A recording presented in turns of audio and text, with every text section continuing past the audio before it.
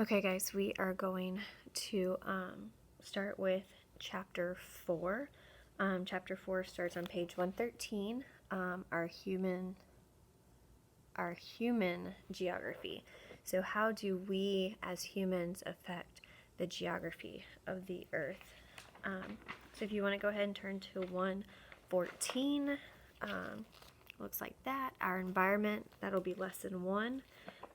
We're going to look at vocabulary of environment, human feature, adapt, and natural disaster. Now, we talked about environment before, so that should be a review for us. So let's start with page 114. Excuse me. It says every community has physical features that affect how its citizens live. What people wear often depends on the climate. Landforms can affect where people live and even what they do for fun. So people and environments. An environment is made up of the physical features and human features of a place. So not just what the landforms look like, mountains, rivers, lakes, plateaus from the last unit, the plains out west, right? But also the human feature. So how do we affect it? So a human feature then are things that people add to the landscape, such as buildings, bridges, and roads. So all the neighborhoods that we've built, all the parks that we've built, all the large buildings and skyscrapers that we've built, how do those add to the environment? So communities are affected by their environments. In turn, the communities that people build become part of the environment. So we have built up our community. We've built schools and bridges and houses and stores. That affects our environment and how we do things and how we live and how we survive. So on page 115, many environments often affects where people live. In the past, many chose to live where the soil was good for farming. So way back in the day when people first moved to the United States, they moved out west to the plains area that we've talked about before in science and social studies. The plains area, the soil is really, really good for crops. So if you ever fly over the Great Plains, you'll see lots of farming squares. People also settled near fresh water. We've talked about you need water to survive. You need the water to water your crops so you can have food. You need water for cooking, for bathing, for drinking. Few lived in desert or mountain regions because it was harder to find water and food there. So think about when you live in the mountains. If you live way, way, way, way up in the mountains, right, it's harder to get around. You have this steep landform that you have to deal with. It's colder, so you might not be able to grow as much there.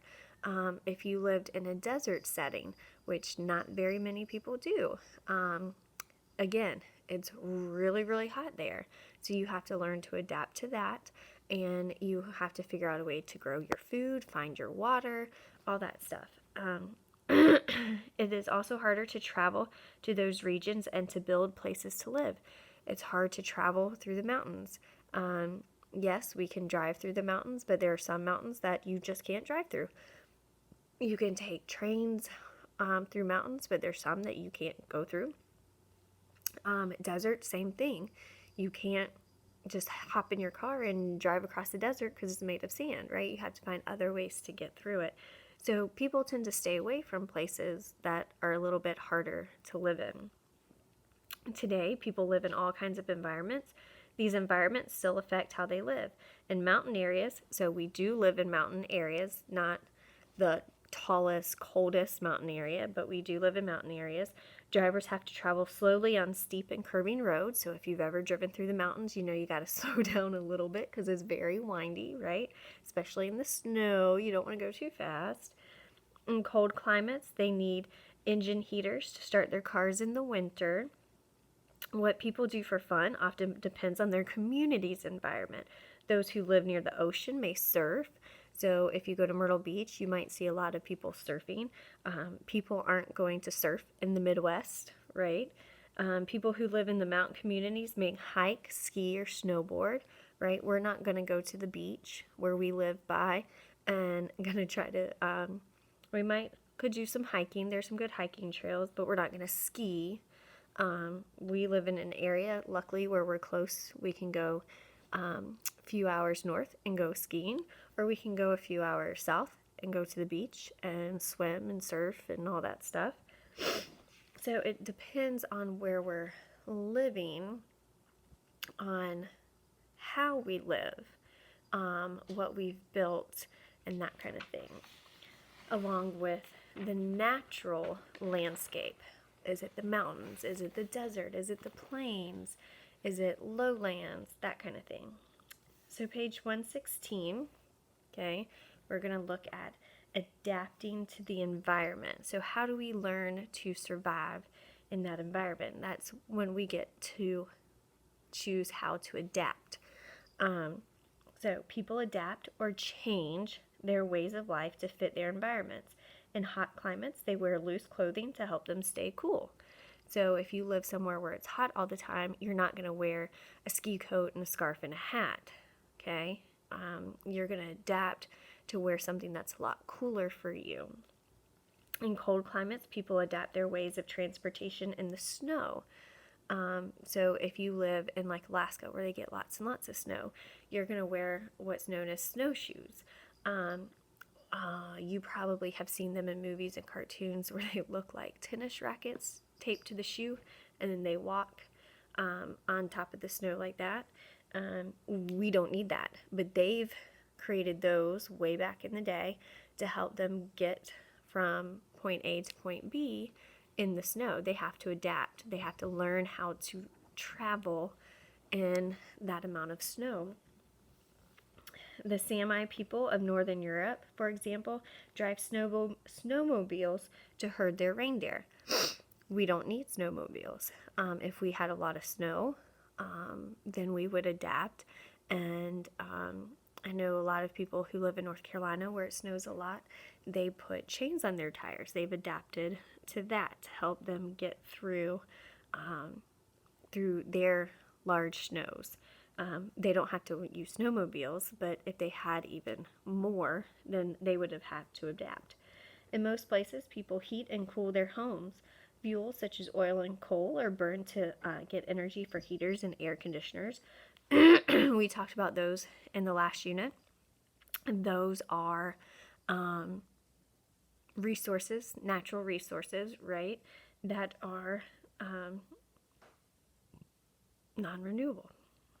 Houses all over the world are adapted to the environment. In desert cities, most homes do not have lawns.